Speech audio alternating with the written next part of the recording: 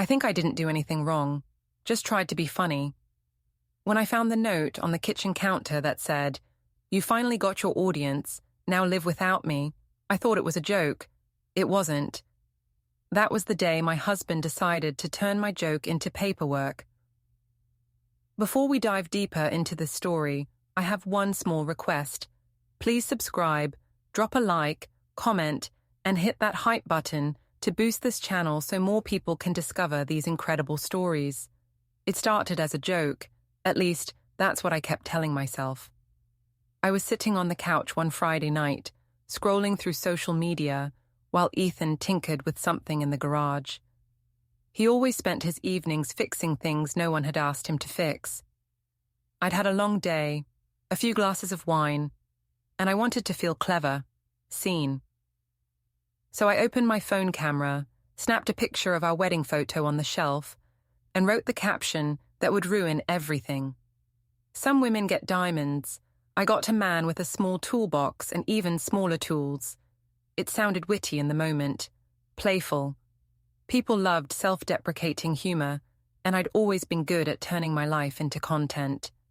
My followers expected it, the teasing, the sarcasm. Most of my posts were little jabs at married life.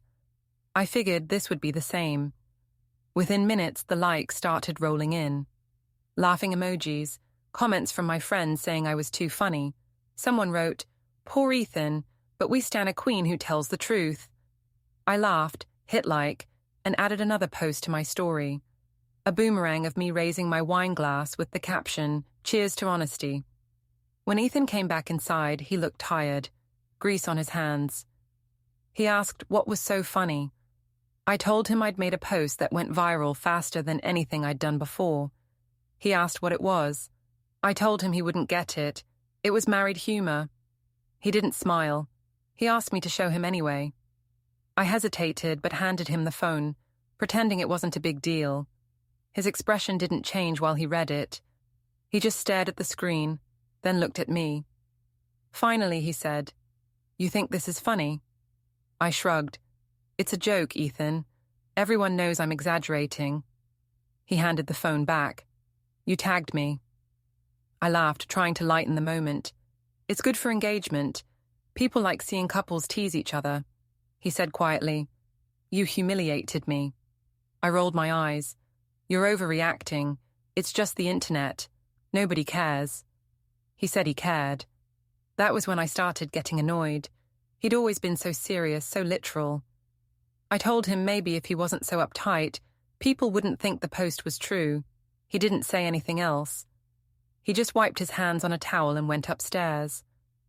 I poured another glass of wine and scrolled through the comments again. They made me feel powerful. Everyone laughing, agreeing, tagging their friends. Some women shared the post, saying I was brave enough to say what others only think. When I went to bed later, Ethan was already asleep, or pretending to be. He'd turned his back to me, and I decided to ignore it. I wasn't going to apologize for being funny. People were too sensitive these days. The next morning, the post had doubled in likes overnight. My phone wouldn't stop buzzing. I was half thrilled, half guilty. A tiny part of me wanted to delete it, but then my mother called. She said she'd seen it and thought it was hilarious. "You always had your father's sense of humor," she said, laughing. "Men get so touchy about these things. Tell Ethan not to take it personally." I said he was already taking it personally. She told me to ignore him, that he'd get over it. "Men like him always do," she said. When Ethan came down, he didn't speak to me. He made coffee, read the news, and went outside to mow the lawn, even though it was still wet from rain. I told him I didn't understand why he was acting like a victim. He said quietly that he wasn't acting. I told him it wasn't even that bad. It wasn't like I'd lied. He looked at me then, really looked, and said, "You just don't know when to stop." I hated the calmness in his voice. I wanted him to argue, to shout. Instead, he turned away. That's when I started gaslighting myself into believing I'd done nothing wrong. By noon, people from work had started sharing the post too. My friend Carrie texted that Ethan must be dying inside. I I replied with laughing emojis, though her words made me feel oddly cold. When I checked Ethan's page, I saw he'd deactivated his account. That annoyed me more than anything. I told myself he was trying to make me look like the bad guy by disappearing. When he still hadn't come back inside by dinner, I called out from the back door. He said he was busy. I said he was being dramatic. He said he needed some space. I asked if he was really that fragile. He didn't answer. That night, I went out with friends to clear my head. We sat at a bar downtown, and they kept teasing me about the post, saying I'd gone viral for being honest. I leaned into it, laughing along. One of them, Darren, the trainer from my gym, said I should own it completely. He suggested doing a follow-up post about fragile egos. He said people loved that kind of confidence. When I got home after midnight, the house was dark. I assumed Ethan was asleep again. But when I walked into the kitchen, I saw something on the counter, a folded piece of paper. I opened it, still half smiling. It wasn't a long note. Just one line written in his neat handwriting. "You finally got your audience. Now live without me." For a moment, I thought it was another joke. I even laughed. Then I noticed his ring sitting next to the note, along with his keys. The car was gone. His shoes were gone. His closet, when I checked, was half empty. I stood there for a long time, the words on the paper burning into me. I told myself he was bluffing, that he'd come back once he calmed down. I even took a photo of the note to show my mother later, saying, "Can you believe this overreaction?" I didn't delete the post. In fact, I pinned it. I told myself it was proof that I had a sense of humor, that I wasn't going to let anyone guilt me into shame. But every time I looked at that note, the joke felt smaller, meaner. Still, I couldn't admit it out loud. Instead, I poured another glass of wine, opened my phone, and read through the comments again. They called me bold, fearless, hilarious. I told myself that mattered more than one man's pride. I was wrong, of course, but I wasn't ready to know that yet. Monday morning at school felt heavier than usual. The hallways were loud, but the noise seemed to fade around me, replaced by a low hum of whispers. I caught a few glances from other teachers, the kind that lasted half a second too long. It took me until lunch to realize why. Someone had seen the post. Of course they had. Half the town probably had by now. In the staff room, my coworker Tessa smiled in that polite, pitying way that made my stomach tighten. She said she'd seen my funny little post and hoped Ethan wasn't too embarrassed. I laughed it off, said we always teased each other like that, said he loved it really. She didn't look convinced. "Well," she said, stirring her tea, "people are talking. But you know how small towns are." When I checked my phone later, the post had doubled again in shares. The comments were changing tone now. At first, it had been playful, mostly from women cheering me on. But then came the men. Defensive, mocking. A few wrote things like, "Imagine if he posted about her weight." That stung. I deleted some comments, blocked a few accounts, and tried to ignore the guilt creeping in. During my last class of the day, my phone buzzed non-stop in my desk drawer. I didn't check until after dismissal. It was a text from Ethan. Only one line. "I saw what you wrote under Darren's comment." My stomach flipped. I opened the thread. Darren had commented on my post last night. "Guess size really doesn't matter if you've got personality." I'd replied, "Well, someone has to bring the energy." At the time, it had felt witty. Flirty, maybe, but harmless. Now it looked cruel. I texted Ethan back. It was just a joke. "You're taking everything too seriously." He didn't reply. At dinner that night, I went to my parents' house because I couldn't stand the silence of mine. My mother was delighted to see me. My father looked wary. "How's Ethan?" he asked. I told him Ethan had gone to stay with a friend for a few days, that he needed space. My mother said men were dramatic. "He'll come back once he realizes you were kidding," she said. "You always joke that way, even as a child." My father folded his napkin slowly. "Jokes that hurt people aren't jokes," he said. I told him not to take sides. He said quietly, "I'm not. I'm telling you to think about why he left." I left before dessert. When I got home, I saw that Ethan's social media accounts were still gone. The house was too clean, too organized, like it had been emptied of noise. On the counter, the note still sat folded exactly where I'd left it. I moved it into a drawer because I couldn't look at it anymore. The next morning, my coworker Aaron caught me in the parking lot. "Hey," he said carefully, "you know Ethan's company works with one of our parent volunteers, right?" I said yes. "Well, apparently people at his office saw your post. Someone printed it out and put it on the break room fridge." I felt my chest tighten. "That's ridiculous," I said. "Why would anyone do that?" He shrugged. "People love gossip, but you might want to take it down." I told him it wasn't that serious, but his expression said he didn't believe me. When I got to my classroom, I opened the app again. The post was still climbing in numbers. I told myself deleting it would look weak, like admitting guilt, so instead, I changed the caption to something more neutral. "Marriage humor. Don't take life too seriously." It didn't help. Someone screenshotted the original. The old version was now spreading faster. By midweek, I started getting tagged in videos, people making duets and memes using my post as the punchline. One of them even included a photo of Ethan taken from my older uploads, blurred but recognizable. The caption read, "Prayers for this poor man." That night, my mother called again. She said Ethan's mother, Claire, had phoned her in tears. She said, "You humiliated him in front of his co-workers," my mother said. "Why would she call me about it?" I told her Claire was overreacting. My mother said, "Maybe, but this isn't looking good, Maribel." I could hear my father in the background saying, "Maybe it's time she apologizes." I snapped that I wasn't apologizing for a joke. "Everyone's acting like I committed a crime," I said. "It's social media, not a courtroom." But inside, I was starting to panic. Every time I checked my notifications, the number was higher. The story had taken on a life of its own. I couldn't even tell what people were laughing at anymore, me or Ethan. Probably both. On Thursday, Darren messaged me.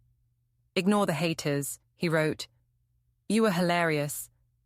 People just can't handle confidence." I wanted to believe him, so when he invited me to grab coffee after work, I said yes. At the cafe, he kept complimenting how real I was. He said most women were afraid to speak their minds. I told him Ethan never appreciated my sense of humor, that he always made me feel like I was walking on eggshells. Darren said, "That's because he's the punchline." I laughed, but something about it felt off. Still, when he touched my hand across the table, I didn't move it away. It wasn't attraction exactly. It was validation. Someone who didn't make me feel small for being myself. When I got home that night, there was an envelope on the doormat, my name written in Ethan's handwriting. Inside was a short letter. "Maribel, I've seen everything. The post, the comments, the coffee. I'm done being your joke. Don't contact me until you understand what respect means." No signature, just his initials. I read it 3 times. Then I texted my mother, saying he'd left a dramatic note again. She told me to ignore it, that he'd come back when the attention faded. But as I looked at the note, I couldn't shake the feeling that something had shifted. The first note had sounded like anger. This one sounded like finality. I opened my phone and went back to the post. The number of likes had passed 100,000. For a moment, I felt the old rush again, being seen, being talked about. But then I read the newest comment, one that simply said, "He left because you couldn't stop laughing at him." I turned off my phone. For the first time, the silence didn't feel powerful. It felt like consequence. By Friday, the air around me felt different, thicker somehow. Everyone at school knew. Some smiled awkwardly when I passed, others avoided my eyes altogether. The principal even called me into her office just to check in. She asked if everything was all right at home, if the situation online was under control.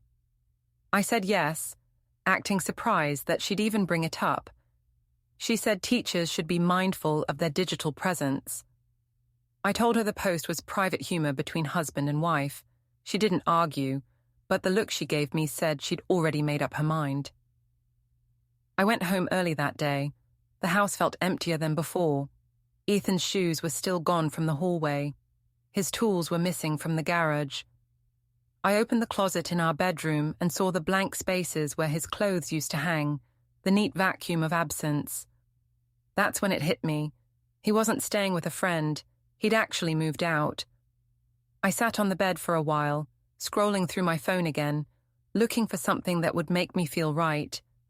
Darren's messages were still there from the night before, full of encouragement. "You deserve someone who gets your humor," he'd written. "Some people are just too uptight." He'd asked if I wanted to come by the gym after hours to talk. I told myself it wasn't inappropriate. It was just support. So I went. The gym was nearly empty when I arrived. The lights were dim, music playing low. Darren smiled when he saw me, that easy, confident smile that always felt like warmth after Ethan's quiet disapproval. He asked how I was holding up. I told him the truth, or at least my version of it, that Ethan had abandoned me because of a stupid joke, that everyone had turned me into a villain for having a sense of humor. Darren said people only call women villains when they stop pretending to be nice. We talked for an hour, maybe more. He complimented my laugh, said I shouldn't let anyone make me feel ashamed for being myself. At one point, he brushed my arm. It wasn't much, but it was enough to make me feel wanted again, even if it was just pity disguised as interest. I leaned into it. When I got home, there was a message from my mother waiting. "Call me now." I sighed and called. She said Claire, Ethan's mother, had been talking to people. She'd told the entire extended family that I had publicly humiliated her son. My mother was furious. "That woman's always thought her boy was too good for you," she said. "Let her gossip. You'll come out stronger." My father got on the line next. "Maribel," he said, "stop posting, stop explaining, just apologize and move on." I said, "It's not that simple." He said, "It's exactly that simple." Then he hung up. The next morning, a new notification appeared, an email from an unfamiliar address. The subject line read, "Cease and desist, personal defamation." My stomach dropped. I opened it and saw the letterhead from a law firm. It was polite, professional, and terrifying. "Mr. Ethan Ashcroft requests that Mrs. Maribel Ashcroft refrain from further public commentary, online or otherwise, that may constitute defamation or character degradation. This includes, but is not limited to, social media posts, captions, and comments directed toward or referencing Mr. Ashcroft." At the bottom, there was a note about preliminary asset separation. I read it 3 times, unable to process the words. Ethan hadn't just left. He'd gone to a lawyer. I called him immediately, straight to voicemail. I left a message, my voice trembling. "Ethan, this is insane. You're turning our marriage into a lawsuit. It was a joke. I never meant to hurt you." No response.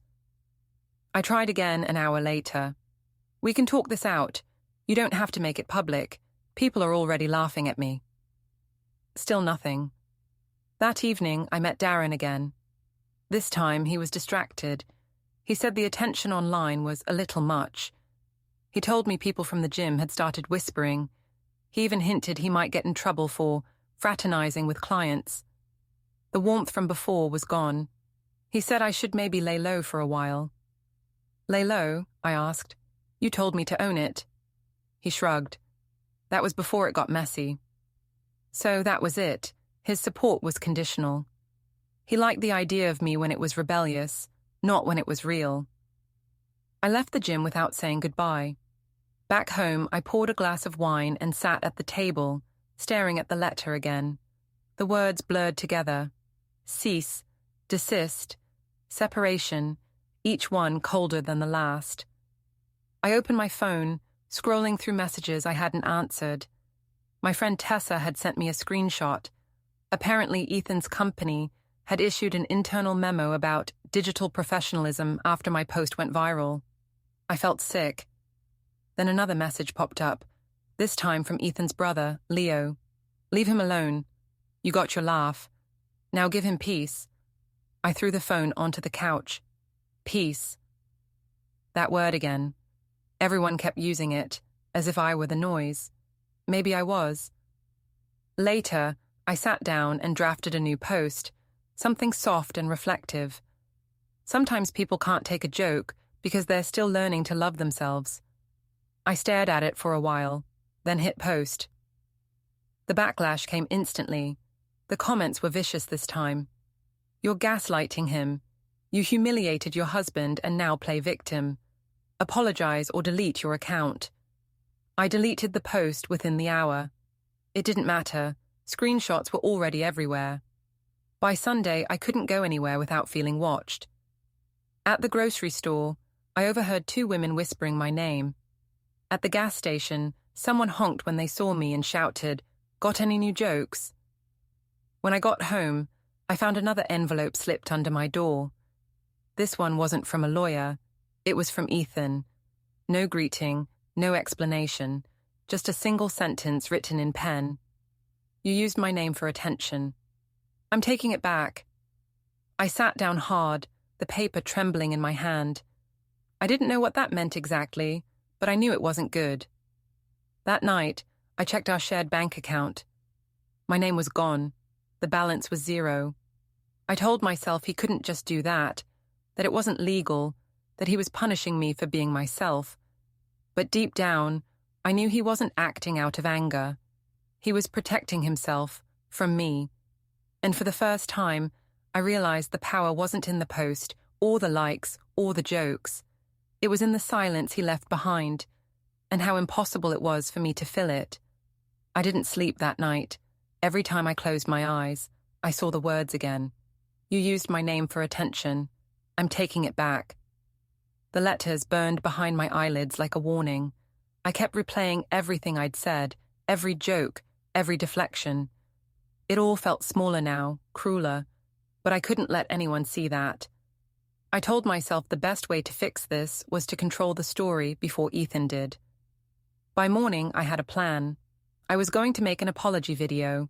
Well, a clarification, really. Something polished and sympathetic. If I could get people to see it from my perspective, maybe they'd remember I was human, not just a headline. I set up my phone in the living room, brushed my hair, and hit record. I started with a shaky breath, pretending to choke up a little. I just want to clear the air, I said. I never meant to hurt anyone. It was just humor between partners, something light. The internet twisted it. I paused, trying to look sincere. Ethan's a good man. He's private, and I respect that, but I think people took my words the wrong way. Sometimes we make jokes to cope with stress. That's all it was. I uploaded it to all my accounts. Within an hour, it had thousands of views. But instead of sympathy, the comments were worse. This isn't an apology. You're blaming everyone but yourself. He deserves better. One user wrote, "Imagine humiliating your husband and then performing sadness for views." That one stung. I turned off the comments but left the video up. My mother called a few minutes later, crying. She said people were attacking her online too. "I defended you," she said. "I told them Ethan's always been cold, that you were just trying to get a reaction." I told her to stop commenting. She said she couldn't. People were calling me names, and she couldn't stand by. My father got on the line. "You need to stop posting," he said flatly. "You're making it worse." "I'm trying to fix it," I snapped. "You can't fix this online," he said. "You broke something real." I hung up. That afternoon, an email came from Ethan's lawyer. This message serves as confirmation that mediation has been scheduled to discuss division of joint assets and online damages. It included a date, a time, and a long list of documents I was supposed to bring. Online damages. That phrase made me feel sick. I called the number listed at the bottom of the email. A woman answered. I told her there must be some mistake, that this wasn't serious, that it was a misunderstanding between spouses. She said calmly, "Mrs. Ashcroft, Our client is proceeding with full separation. He's divorcing me over a post, I asked, my voice cracking. He's protecting himself, she said, and hung up. I threw the phone across the couch. My hands wouldn't stop shaking. I opened social media again, needing distraction, validation, something. The apology video had been shared by a gossip page with the headline, "Teacher who mocked husband posts, non-apology, still no sign of husband." The comments under it were endless. Classic narcissist move. She's just upset she lost her meal ticket. Notice how she never actually says sorry.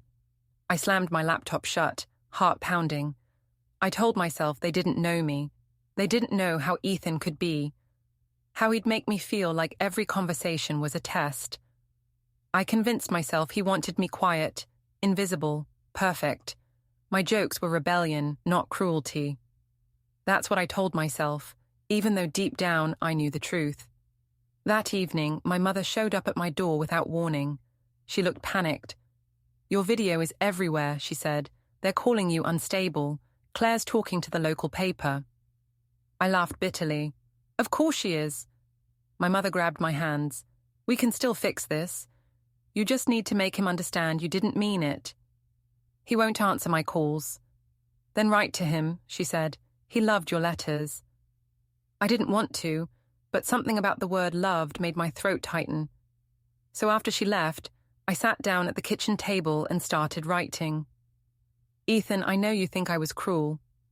Maybe I was, but I never set out to hurt you.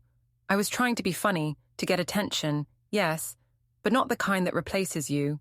I just wanted to feel seen. I've always felt invisible next to you. Quiet, practical you. You fix things. I make things. I thought we balanced each other. Maybe I was wrong. I signed it, folded it, and left it by the door, hoping he'd stop by for mail or something. But he didn't. The next morning, I woke up to another envelope. This one was delivered by courier, official seal, thick paper, heavier than the others. Inside was a printed list of accounts: joint savings, checking, utilities, insurance. Next to each was a signature line with only his initials. At the bottom, one sentence in legal type: "Mr. Ashcroft has fulfilled all marital financial obligations. No further contact required." That was it. Clean, cold, final. I called my mother again. "He's serious," I said. She refused to believe it. "He's bluffing," she insisted. "He's trying to scare you into begging. Don't give him the satisfaction." But I could hear something shift in her voice, an uncertainty she couldn't hide. That evening, I went out for groceries. As I stood in line, 2 women behind me whispered my name. One said, "That's her, the teacher from the post." The other laughed quietly. I turned around and said, "It's not that funny." They went silent. When I got home, there was another note taped to the door. This one wasn't from Ethan. It was from the school district. "We request your attendance at an internal review meeting to address concerns regarding professional conduct and social media policy." I sat down on the floor, clutching the paper, feeling my pulse in my throat. Everything was unraveling, not just my marriage, but my job, my reputation, my whole identity. I opened my laptop again and stared at the viral post one last time. The original caption was still there, screenshotted 1,000 times over. My joke, frozen forever. I finally deleted it, but it didn't matter. It was already everywhere. My name tied to a laugh that had cost me everything. I sat there in the dark, the empty house echoing with quiet, and thought about how Ethan had looked when he read that first post, how he didn't yell or argue, just looked disappointed. I used to think disappointment was harmless. Now I understood it could destroy you quietly, one signature at a time. The mediation office was colder than I expected. Grey walls, metal chairs, no warmth at all. I wore a black blazer, something that made me look serious, professional, untouchable. I told myself this was my chance to explain, to remind Ethan that what we had wasn't just something you sign away. But when the door opened, it wasn't him. It was his lawyer, a tall man in a navy suit who smiled politely without showing any teeth. He sat across from me, placed a neat stack of folders on the table, and said, "Mr. Ashcroft won't be joining us today. He prefers to handle matters through representation." That stung more than I wanted to admit. "So he can humiliate me publicly, but can't even look me in the eye," I said. The lawyer didn't blink. "Mr. Ashcroft hasn't made any public statements." I laughed, a sharp sound. "That's exactly it. He doesn't have to. His silence is the statement." He nodded slightly, like he was used to people saying too much. "Let's go through the documentation." He slid a folder toward me. Inside were spreadsheets, copies of emails, screenshots of my posts, even messages between Darren and me. My stomach twisted. "You can't use private conversations," I said. "They were public for a time," he replied evenly. Mr. Ashcroft collected everything before removing himself from the situation. He wishes to avoid further conflict. "Conflict?" I said. "This isn't conflict, it's abandonment." He paused. "You've already been compensated for the joint assets," he said. "Mr. Ashcroft's only request is that you refrain from further online activity referencing him." I stared at the papers. So he just gets to walk away, take everything. My life's been ripped apart, and he gets to hide behind lawyers and silence. The lawyer folded his hands. "Mrs. Ashcroft, my client has chosen dignity. That is his right."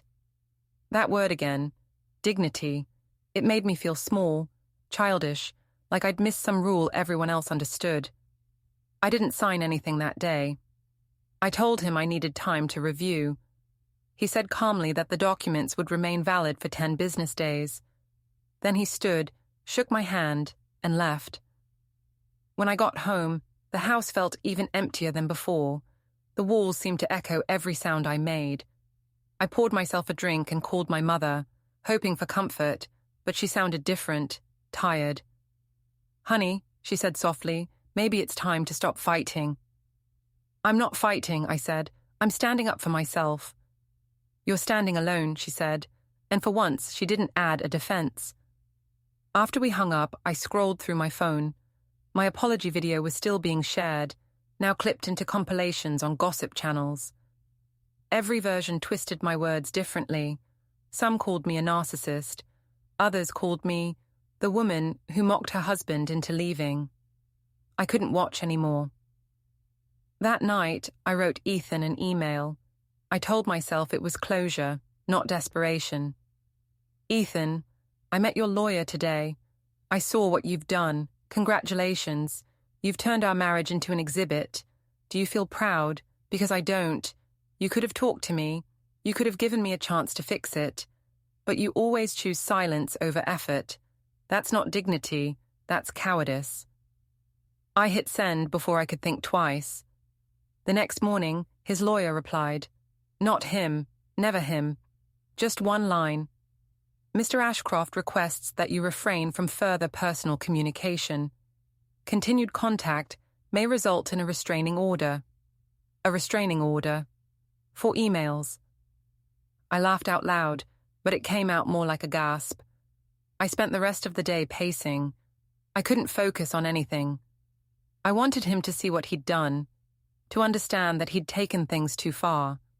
So I made one last post. It wasn't cruel, not like before. It was just a picture of my hand without the ring, resting on an empty table with the caption, "When silence becomes punishment, love becomes memory." It felt poetic, controlled, maybe even mature. Within minutes, people began commenting again. "She's still milking it. Why can't she let him go? He escaped just in time." I deleted the post within an hour, but it didn't matter. Someone had already reposted it with screenshots of the legal documents that had leaked. They even tagged the law firm. The next morning, I received another envelope, hand-delivered this time. Inside was the final settlement agreement. It was signed by Ethan, witnessed, notarized. Everything was in his name now. The house, the car, the savings. My name was nowhere. There was also a letter attached, typed but unmistakably written by him. Maribel. This isn't revenge, it's self-preservation. You said once that love was about making each other visible.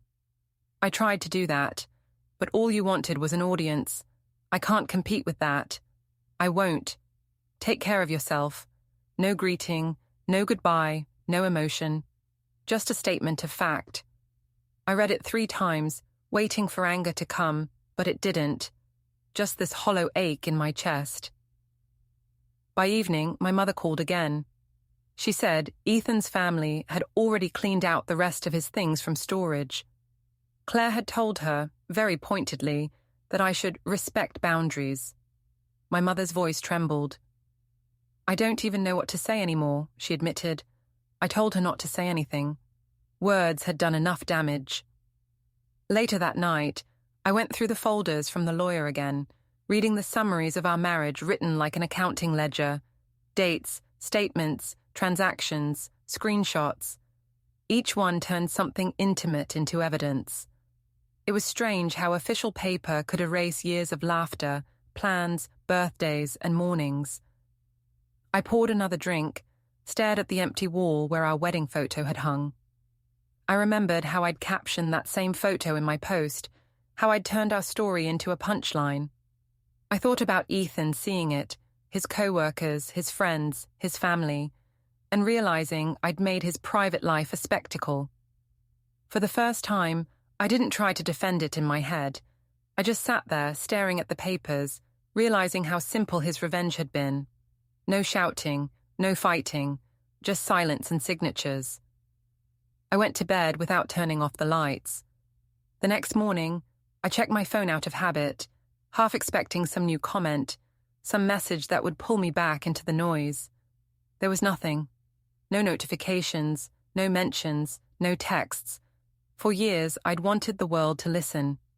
Now that it had gone quiet, I didn't know what to do with the silence. Somewhere in that stillness, I understood what he'd meant in his note. He hadn't taken anything from me that I hadn't already given away. The silence didn't fade. It grew heavier. The house felt too large for me, like it was holding its breath, waiting for a sound that would never come. Days blurred together, each one quieter than the last. I stopped opening the blinds. I couldn't stand the light on the empty walls. It had been a week since I signed the papers. The lawyer sent a final message confirming receipt. All matters concluded, it said. I stared at that line for hours. Concluded. As if our life together had been a meeting you could end with a polite email. I told myself I'd move on. I even drafted a new social media post, something brave and forward-looking, like, sometimes endings are beginnings in disguise. But before I could hit publish, I heard Ethan's voice in my head, calm and distant. You used my name for attention. I'm taking it back. I deleted the draft. That night, I went through the last of his things. A few shirts, a watch he never wore, some papers he'd left in a drawer. I found another envelope inside, smaller than the others, addressed to me in his handwriting. My heart started pounding before I even opened it. Inside was a single photograph, our wedding day. We were laughing, faces caught mid-motion, sunlight on his shoulder. On the back, he'd written, "This was real once. Remember it kindly." I sat on the floor and stared at it until my eyes blurred. That was what undid me. Not the lawyers, not the silence, but that single sentence. He hadn't wished me well. He hadn't cursed me. He just asked me to remember. For the first time, I realized how little I'd remembered him lately. The man, not the target. The quiet patience, the small gestures, the way he'd check the locks twice before bed, how he'd bring me tea when I was grading papers late, how he always said my name softly, like it was something fragile. I had turned all that into a punchline. My phone buzzed on the counter. A message from Darren. "So, how's everything?" Just like that, casual, detached. I stared at it for a long time, then typed back, "You were right. People can't handle honesty." I deleted it before sending. Instead, I turned off my phone and went to sit by the window. The street was quiet except for the faint hum of cars passing in the distance. I thought about how Ethan must have looked when he packed. Neat, calm, no drama. Probably humming under his breath. He always did that when he needed to think. I imagined him now, somewhere peaceful. Maybe with family, maybe alone. Free of noise, free of me. The next morning, another envelope arrived, this one from the school district. My review had concluded too. They wrote that my online behavior had compromised the institution's reputation. Effective immediately, I was suspended pending termination. I sat at the table, reading that line over and over. It didn't even hurt. It felt inevitable, like everything else that had happened. Later that evening, I finally opened my laptop again. My old post was still there, screenshotted, reposted, immortalized on other accounts. Every copy proof that I'd traded privacy for applause. I scrolled until I found one version with the caption, "Some jokes cost more than laughter." I didn't like it, didn't comment. I just stared at it. They were right. The house was dark by then. I got up, poured the last of the wine, and went back to the kitchen. On the counter sat Ethan's final letter, the photo beside it. I placed them both in a drawer and closed it gently, as if shutting a door. For a moment, I thought about calling him, just to say something small, something that might undo the quiet between us. But there was nothing left to say.